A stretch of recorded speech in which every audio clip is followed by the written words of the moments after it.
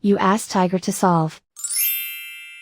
This deals with linear equations with one unknown. The final result is d equals 8. Let's solve it step by step. Group all constants on the right side of the equation. Add 13 to both sides. Simplify the arithmetic.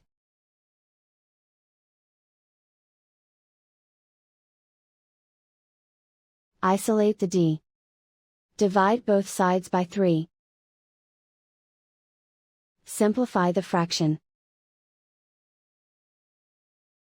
Find the greatest common factor of the numerator and denominator. Factor out and cancel the greatest common factor. And so the final result is d equals 8.